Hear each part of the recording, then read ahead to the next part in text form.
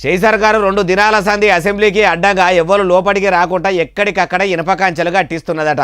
ఏలుబడిలకు రాగానే మాది ప్రజాప్రభుత్వం అని ప్రజాభవన్ కాడున్న ఇనుప కంచెలు తీసేపిచ్చింది కదా, ఇప్పుడు అసెంబ్లీ కాడ ఎందుకు కంచెలు ఏర్పాటు చేస్తుంది అంటే అన్ని ముచ్చట్లు అరుచుకుందాం పండ్రి.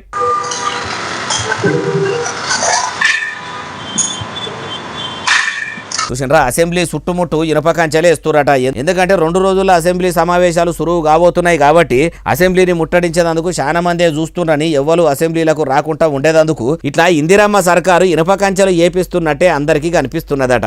అయ్యా సీఎం రేవంత్ సారు, మీ షెయి సర్కారు ఏలుబడిలకు రాకముందు నిరుద్యోగులకు జాబ్ క్యాలెండర్ ప్రకటిస్తామని అంటిరి, ఆశా వర్కర్లకు అంగన్వాడీ టీచర్లకు జీతాలు పెంచుతామని అంటిరి, ఆర్టీసీని ఆగం చేయకుండా అందరిని ఆదుకుంటామని హామీ ఇస్తిరి, గెలిచిన 100 దినాలనే 6 గ్యారెంటీలు అమలు చేస్తామని అంటిరి. మరి ఏలుబడిలకు వచ్చింది దినాలైతుంటే ఎందుకు మీరు ఇచ్చిన మాట నిలబెట్టుకోలేదు? అవి అడిగేందుకు వస్తారని ఇప్పుడు ఇనుప కంచెలే ఎవడితిరి. మీరే ఇచ్చిన మాట నిలబెట్టుకుంటే ఇప్పుడు మీకు ఇట్లా కంచెలు కట్టే పరిస్థితి దాపురించకపోవు కదా. అయినా మీ షెయి పార్టీ లీడర్లకు చేతులు గాలినాక ఆకులు పట్టుకునుడు అలవాటే కదా అంటుర్రు ఈ ముచ్చటిన్నోళ్ళు.